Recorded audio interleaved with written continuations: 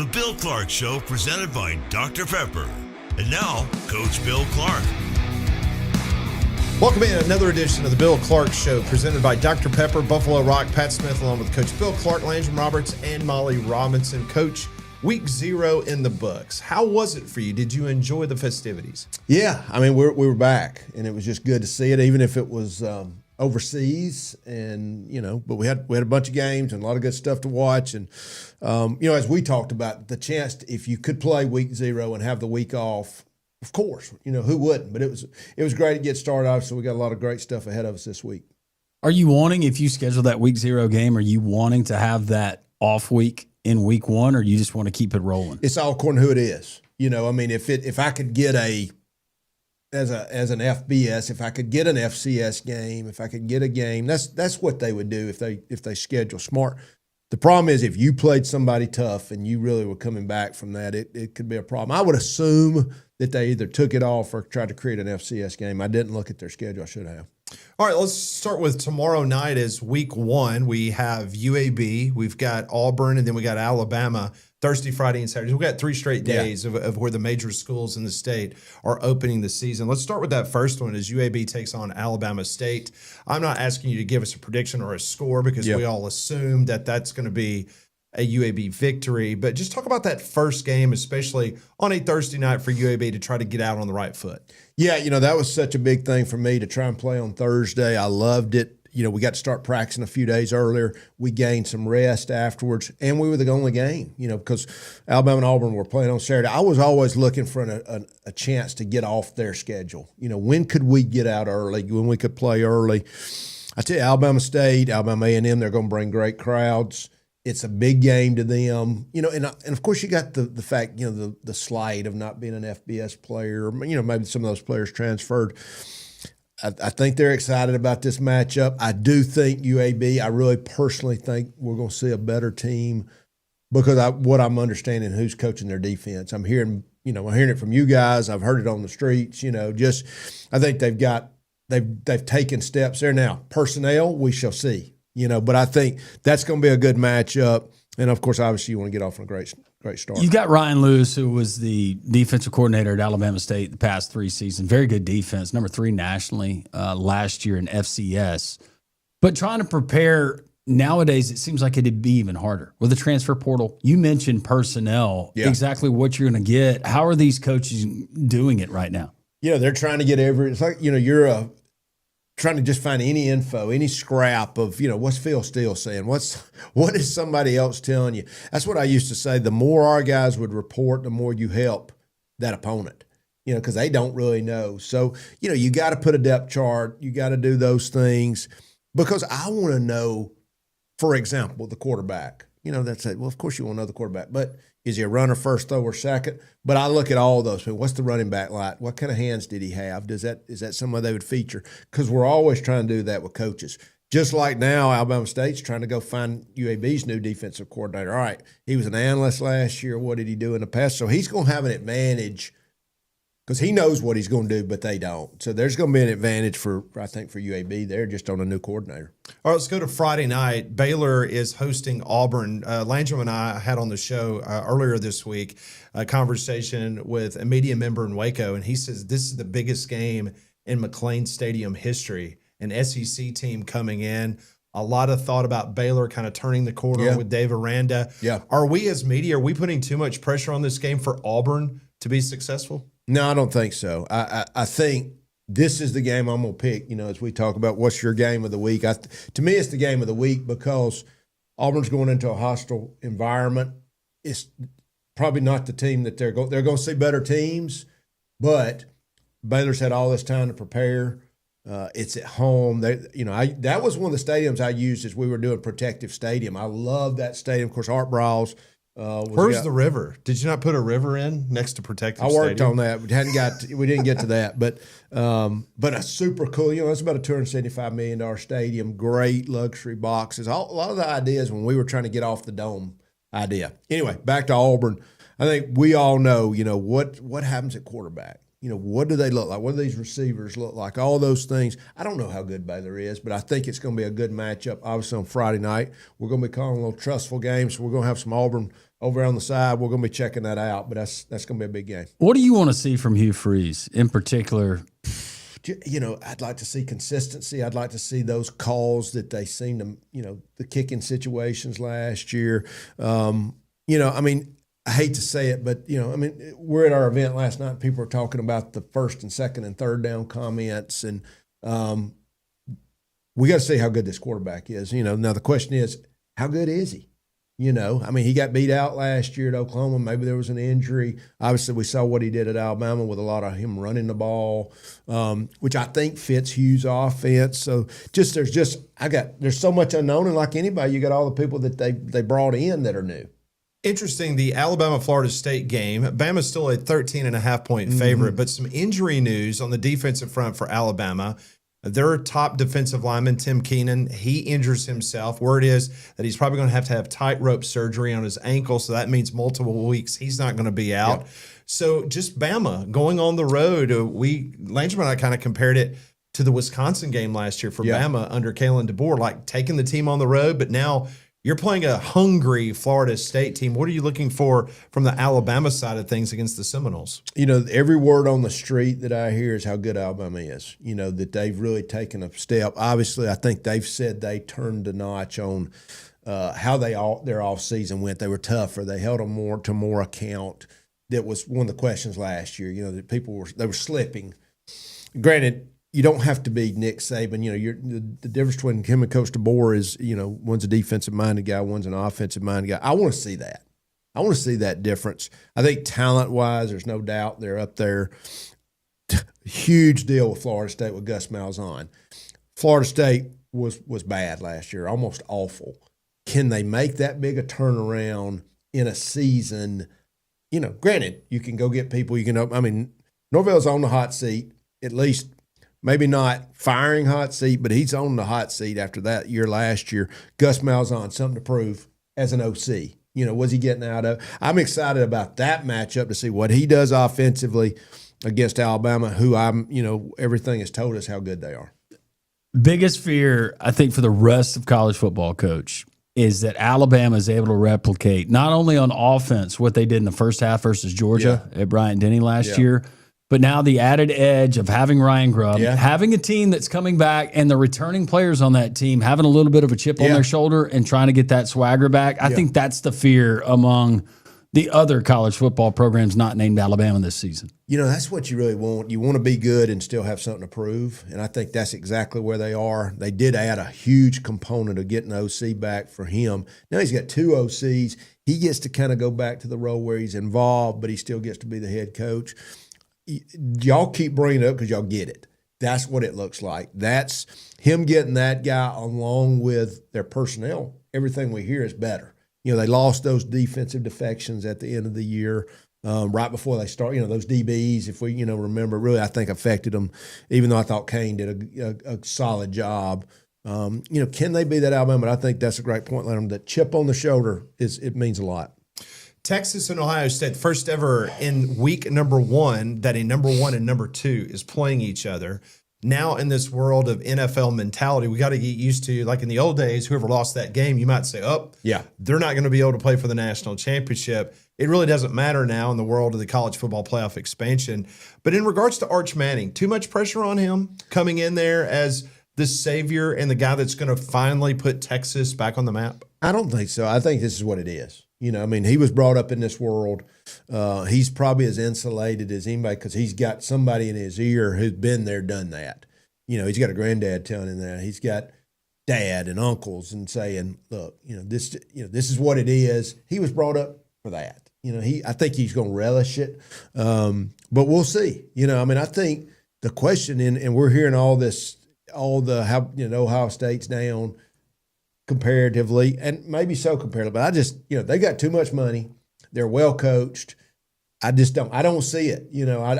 Let's see what happens, and that's why you play the game. But I'm excited to see Manning, as we all are, in Texas, of course, arguably is one of the most talented teams out there, so that's going to be a great one just to see. On the flip side, Ohio State winning a national title last year, you've got guys from that team, some of which you mentioned, coming back. For Ryan Day, how do you create that hunger again?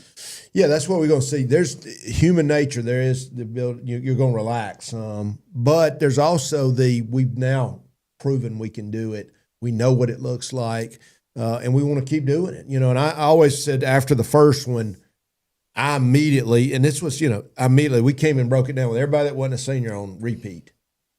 You know, and then after the second one, even though I left after the second one, three-peat. You know, it's like you're setting the stage to keep that going. We want this feeling again. He's too good a coach, I think, to let it slip far. You know, it's just how good is Texas and how good are they? Because you got all the money in the world.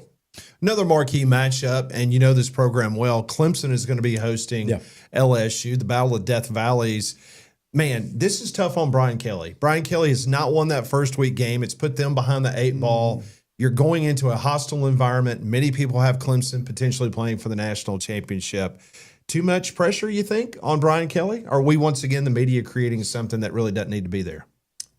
No, I think it should be. And, I think first let's talk about Clemson and my knowledge of them. You know, I know so many folks there.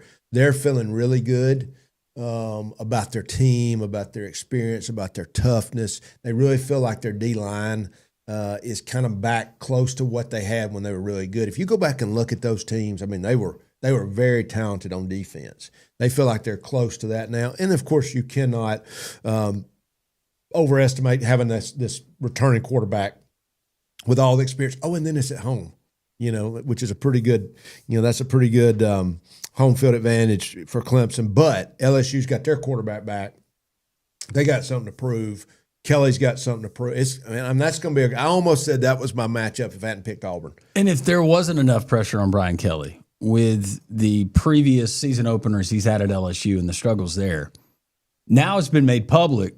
You've got $18 million that you spent via the transfer portal. We're not talking about just current roster, just the transfer portal and what you went and spent. I would think that adds some more pressure for coaches these days. There's no doubt. I mean, and I think you got pressure from those guys that gave you the money, where before they gave it to the program. And, don't think those guys don't text you, call you, because you had to open up that relationship.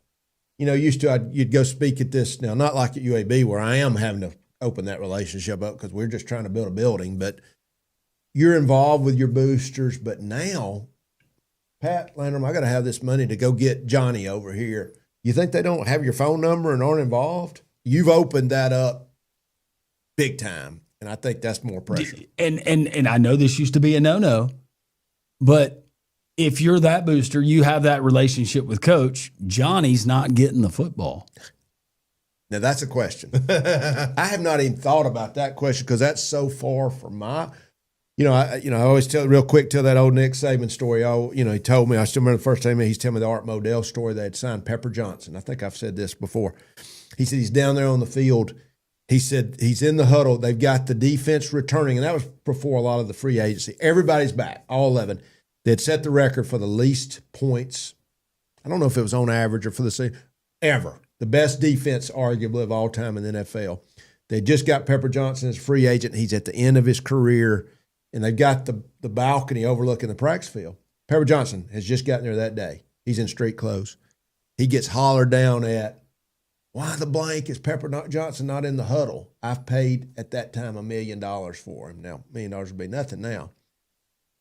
He said, that's when I knew I needed to get out of the NFL. But that's your owner. Right. That's the kind of stuff that you're going to deal with. I mean, that's the stuff that nobody even knows. It's just like, well, wait a second. I gave my own money for Johnny over here, So, yeah, I think that's a thing too, really. Well, talking about money, and you want to be smart with your money, and a great place to go is Smart Bank. Yeah, in fact, personally, I'm doing some stuff with my finances, and just to be able to go into our guys at Smart Bank, they care about what's going on. They know their customers. Really, the bank's taken off. So just think it really goes without saying, as I say every week, what great folks we got at Smart Bank and really do a good job taking care of your money and taking care of you. Coach, the college football playoff, year 2 of the expanded playoffs, 12 teams. We're not going to ask you for your list of 12, but if you got an early feeling maybe what the Final Four might look like in the CFP. Yeah, I don't know that this is going to be some big shocker, but my thoughts right now: Alabama, Clemson, which is a new one, Penn State, which has been close, and then Texas. Good 4. That's solid 4. Big time 4. We had someone on the show today that said that Alabama would play Clemson for the national championship. So that kind of goes in line with what you're thinking. I tell you, I'm just hearing so much good about Clemson. It's almost like I got to see it. Everybody's loving some Penn State. And I feel like we cleared at least one hurdle where they won a big game in the college football playoff under James Franklin. But, Coach, I don't know if it's the brand of football. They hadn't done it. They haven't done it. They got the one. Oh, if Ohio State is down. Right. Have they gone down? That'll tell us a lot. I saw a stat earlier today in regards to the transfer portal and NIL and the percentages that were given out to certain position groups. And the SEC, out of the Power 4 teams, the SEC spent the fewest percentage dollars on quarterbacks than the ACC, the Big 12, or the Big 10. And that kind of surprised me because, Coach, you talk to coaches all the time. I still think that quarterbacks is the big ticket item, right? Or is it another position group that we're just overlooking? This is a great story from my Georgia trip, and I don't think I'm giving any secrets away here. Mike Bobo, it's kind of that whole, I want to spend a little more on running back. Coach Smart wants to spend it on D-line because he knows what D-line does, and that's the mentality, that defensive mentality. And I think that's what you got. The SEC is still understanding starts up front, like what happens in NFL. Running backs are important, but they end up down the line because you can find those guys, even though you want a great one. Don't get me wrong. We all want Derrick Henry, but I think just that defensive mentality and probably also still feel like they're still getting a good quarterback. How much does geography play into it? Yeah. Because it just seems like there's more of a concentration of really good defensive linemen in this part of the country than there is other places. That might be wrong, but that's my perception. Well, I think you've got the importance of football. I always wonder, do you get more kids out? Do more kids come out, stay out? Bigger kids? Who knows? I mean, obviously there's some big humans in Ohio and Pennsylvania and Wisconsin, and but for the D-line, you always seem to find the O-line there and you find the D-line in the South. In regards to back in the old days when you would have to go after junior college guys, whereas now transfer portal, you can go grab D1 guys in old terminology. But did you find a certain group of position players, okay, I need to go to the Kansas system of JUCO and look for a D lineman or a DB? I want to go look at a quarterback. Do I, go to, the Gulf Coast, Mississippi Junior College? Good back question. in your day, was that was there an area of expertise? I think so Mississippi, you knew was good athletes. Just like I used to talk about, we'd go play the Alabama Mississippi game and we'd look over at another sideline and go, man, this field's tilting. They're monstrous. Those kids were always so big. So you knew the Mississippi always had good athletes. California. It was facts that those guys were. You get a California kid, a lot of them were just squirrely. I mean, they were just so different. They would have a hard time coming to the South. We would always look for a guy. Now, Garrett Marino was an exception. There's good players out there, but I think we would always look for that guy that was a Southern kid. Now, some of it was how far they had to travel. Could we get a kid that ended up there from Georgia, and I could get him? And now I'm back close to home. But just as a physical standpoint, I was just really looking for the brand of football. Did they play good ball? And we had great relationships in Mississippi, but we ended up, as you know, bringing the program back. We got guys from everywhere. What was that deciding line on some of those guys, those fringe guys, whether it was academics, whether it was behavior, whatever issues they had in the past? How did you determine? Was it gut? Yeah. There's, first, never anything against a woman, and now a fight. I had to go look at that. Academics, obviously, we had to look at that. Thinking, all right, I'm gonna surround them with all the people that to help them, just like I would in high school. So academics was the least worried, but they still had to be able to do the work. If there was a fight or something, we had to make sure it wasn't some systemic all the time. But you looked at all this, and then it was gut. Talk to his coach, talk to his high school coach, get his parents involved. That was one of the things I tried to do and we tried to do different. And their parents would be like amazed because, all right, we're recruiting you like you did in high school. Well, they loved that. And the kid had to go out on his own for 2 years, not good conditions, not a lot of money. You become a mercenary. Oh, and then we go involve their parent again. And I got to see the real kid and like, he thought he just had it made in high school and he doesn't do the grades because he was this 5-star or 4-star recruit. And getting the parent involved was really a big deal. And that was a really personal, I'll call you mama, and all of a sudden mama's back involved. And it was a big deal. And I think that's really how we were able, I told y'all that in 18, we graduated 48, 49 of those guys that had gotten there 16. What a great feeling that was for me. And those guys were all so many academic guys, that had found a way to do it with the right support. Well, talking about right support, you're always looking for someone that you feel confident in when you're trying to purchase a new vehicle. Yeah, Donahue, guys, I have had so many good things to say about him recently, but the word that comes out that I'm hearing a lot, and I think of you too when I say this word, is ridiculous. Whoa, ridiculous deals. Now, I resemble that comment. You Coach. do. Both of you resemble it. Now, Molly, I'm not speaking to you right now, but ridiculous. I think the deals that Donahue and the great job they do helping you find a vehicle. Coach, we're just talking about the old days of junior college recruiting. Now it's the transfer portal. And there's some big names that a lot of people are expecting big years. And we'll start with Jackson Arnold, who just down the road at Auburn, they're expecting big things from him. Yeah, and I saw where he said he got his swagger back. I'm sure y'all saw that. There's no doubt he's a physical specimen. I just wonder, really the question for me is throwing the ball. I don't think there's any doubt. I think he's a good runner. I think he's got the arm. It's just, can you do it when you need to do it? And there's going to be a lot to be said for that. So that's why I'm so excited about the Friday Auburn game, really, to see how he performs. The thing that we heard from Hugh Freeze, how do we decipher, is he nitpicking and really likes what he sees, or is this a problem when he talks about he'd like to see Jackson Arnold staying in the pocket longer and not taking it to the outside, which is something he does naturally and he creates with his legs. To me, that's always been, there's just the knack. I mean, it's like the ones that know how to escape when they need to escape. And, I don't know till I see it. I wonder about that. Is he just catching and taking off? Or is he, because sometimes it's one and go. And I've had those guys, they were such good runners. We would always say 1, 2, take off. And it was good. I just wonder, does he have the ability to do that? Does he not have the understanding? And I'm just going to have to see it because I think there's why everybody's got this question out because we didn't see it last year out of him. You're pretty familiar with Dave Aranda, right? Oh, yeah. What is Auburn, what is Jackson Arnold in particular going to see with his defenses and the looks they give? So Dave is a mint guy, 3 down. He likes the zone pressures, which, they can be exotic. Dave's a really smart guy. The things for me, I always felt like with a lot of zone pressures, there's a lot of holes in it. If but if you're not a real school quarterback, you can have a problem with it. So you do have a defensive-minded head coach at Baylor. How good is Baylor? I don't know. I think people are putting all this on this test.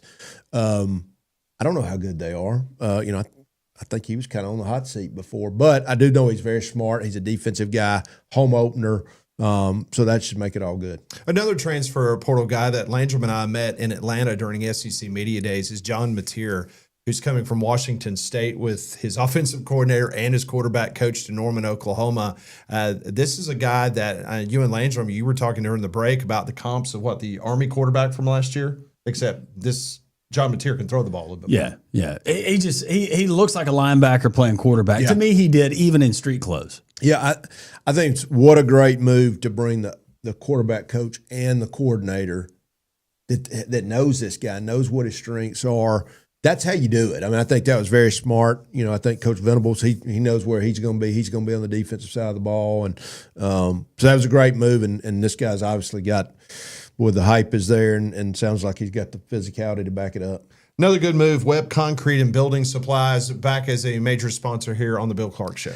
Yeah, Phil Webb is one of the best. And boy, they just do a great job. They were in concrete. Now they're doing all the building supplies. Obviously, we always talk about flooring in the Pell City area. That's my son Jacob, works for Phil and those guys. So really appreciate them being back to sponsor this fall.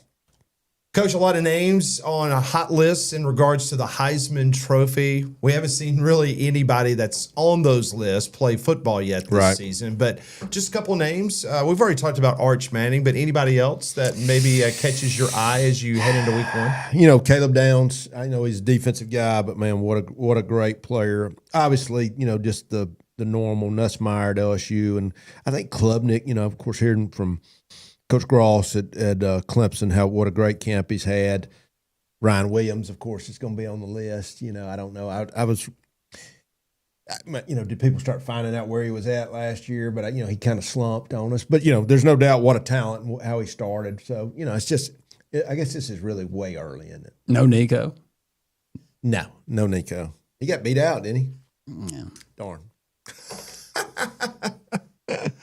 Well, one company that you don't have to worry about, and we saw them the other night, K9 Global Protection Group out of South Alabama. Gage. Yes. Gage was not at our event last night, but we appreciate those guys. Obviously, veteran-owned. The service dogs that are, you know, smelling out bombs and weapons. Obviously, Landrum got caught in that, you know, at the Braves game. Okay, so we've been called ridiculous, and now he's I'm inferring that you're some type of homeland Now I'm a security felon threat. on the run. Yeah. You know, if it's true. We'll let you finish. Go ahead. We'll shut up. No, I don't even know where I was at. So. Something about Gage catching me with something Gage, in my pocket of the Braves Global game. Canine Protection. Thank I know you, guys. exactly where you were. Appreciate you. Coach, it was an honor to be a part of the Coach Safely Foundation banquet the other night. Tommy Tuberville, Paul Feinbaum, yourself. It was just a great night, and I know raised a good bit of money for the organization to try to get this thing national and get some things done. I tell you what, so many people with compliments. We had such a great crowd. We had around 300 folks there. Paul and Coach Tuberville, what a great job they did. You did a great job. Obviously, good to have Molly there. Hate Landrum couldn't be there, but we raised a lot of money, you know, which will go to help, you know, start programs and underserved and all the great things that we're doing with Coach Safely, and also getting the messaging out that we're forward facing with safety, but it's so much more than that. It's getting kids where they can play, will play, training these coaches, and all the other great things. We got flag football. We're part of the NFL. We've got the veterans, trying to get, you know, veterans out there to help be officials and coaches, and got a lot of great word out tonight.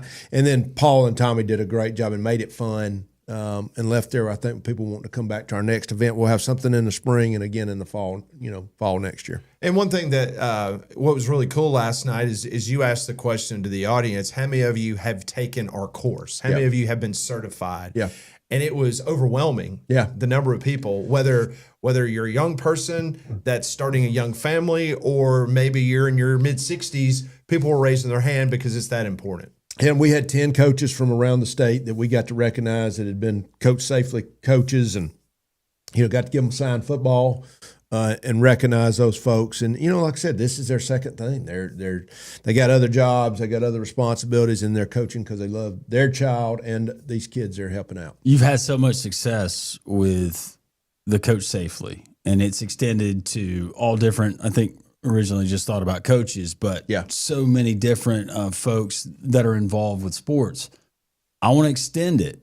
If you wanted to add another leg, another arm, if you will, how about Fan Safely? Fan Safely. We make recommendations for fans during the football season. Stay hydrated. Foods to avoid. Mm-hmm. Don't wear those shoes. Right. Those are going to be uncomfortable. Your husband, your significant other, you're going to be walking around with dirty grocery store feet, and he's going to be carrying your shoes. There's all kinds of things not to say when in an opponent's stadium and you're in their fan base's section. We can take this somewhere. So really, that's something you could probably speak on at our next event. Yes. Fan safety. I would be honored. That would be fantastic. Governor Tuberville can introduce me. We've had a lot of fun today. We have. It's Y'all are ridiculous, but other than that. Thanks for being a little bit lighter, Coach. Yeah. Yes. Maybe you won't go on those other podcasts. Maybe you'll just stay Are you doing on that this again? podcast. You stepping out on us again? You never know. You never know. Huh? Man. Grass isn't always greener. Dan Lanning said that once. Hey, I still need to keep him in good graces because he's working with me Friday night. So Oh, really? Don't forget that. Yeah, I won't. Analyze safely, Coach. You're lucky you got Molly with you. That's what does it. All right, that's going to do it. We've had a great show. Hope you're having as much fun listening to it as we are doing it. We will see you again next week on the Coach Bill Clark Show, presented by Dr. Pepper, Buffalo Rock.